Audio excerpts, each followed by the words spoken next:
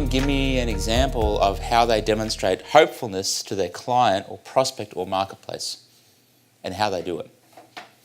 Who here is not doing it? Actually, Kurt, what's your example of this? Is that like when Coke has ads of just happy, young people having fun? They're just demonstrating, like, if you have Coke, that's what your life's going to be like. It's more, this is what the internal dialogue is for most people. I want to do this or I want to achieve that, but I probably can't because of X, Y, and Z. I can't do that because I'm too stupid, I'm too fat, I'm too ugly, I'm too whatever. Right? Oh, that's good for that person because that guy's got this, you know. That Tiger Woods is a good golf because he started when he was 2 and I'm 22, right? Like, insert excuse here why we can't get the result. So we need to counteract that internal illogical dialogue that we have that, that's all well and good, but that wouldn't apply to me. Does that make sense? Right, so who could use that? Kim? So the best that I've seen obviously is like case studies and testimonials. So I was at an event in Bali and there was a guy there who built his business to work without him, and everyone had met him before, but they all thought that they wouldn't be able to do it because this guy was like the unicorn and it was impossible to kind of be like him. But then they also met Charlie. Yeah. And then Charlie broke it down and they're like, oh, well, if Charlie could do it and this other guy did it as well, then there's still hope for me to be able to achieve that outcome as well. Like more than one person being able to do it and someone who's not special, a scholar and all this sort of stuff, then they know that they can also get to that end point. Yeah, that's good. I like that. Someone who's not special. Hey, Charlie's special.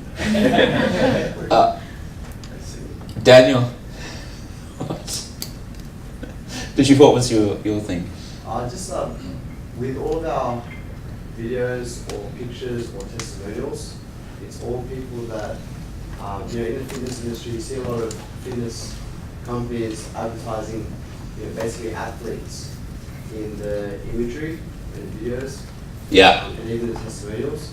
And so we make sure that all of ours are of people that look like the people that are going to join. Mm-hmm. So that way they feel like they can do it. Yeah, that's perfect. That's 20 kilos overweight. If they can do it, then so can I.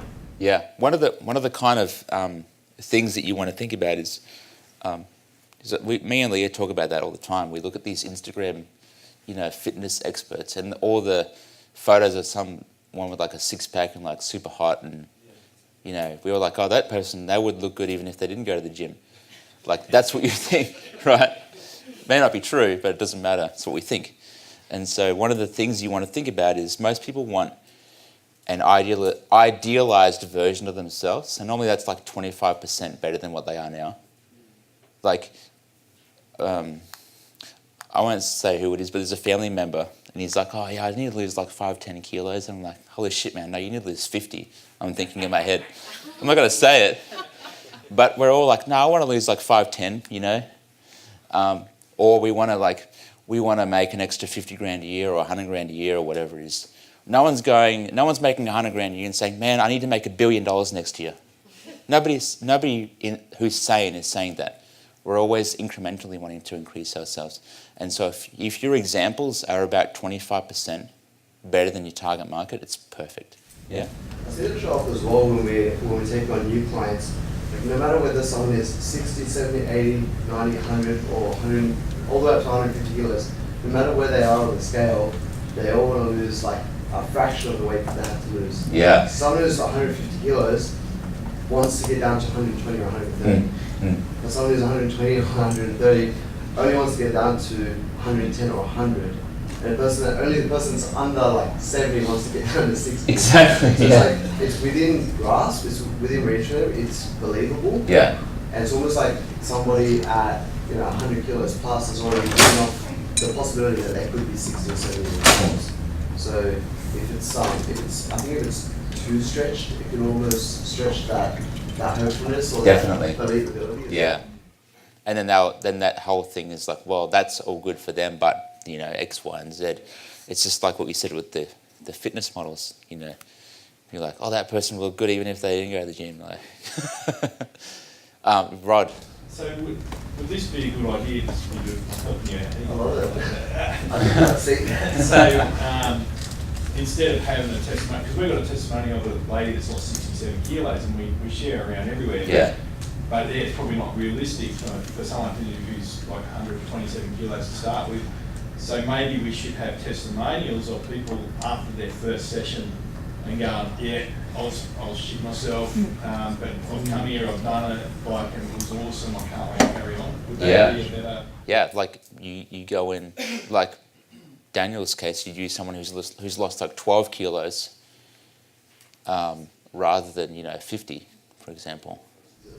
Yeah, It's almost like that instantaneous sort of success, isn't it? Yeah. Targeting that, I guess. Definitely. Kid.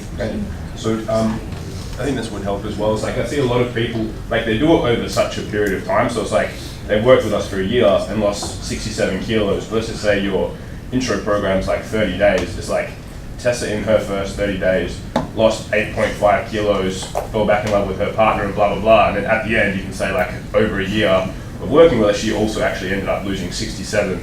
So you've got kind of like the stretch, but the immediate what's possible. It's like, oh, if I worked with them for a year, that would happen. But in the first 30 days, which is what your program length is, they kind of lost that manageable part. Yeah, definitely.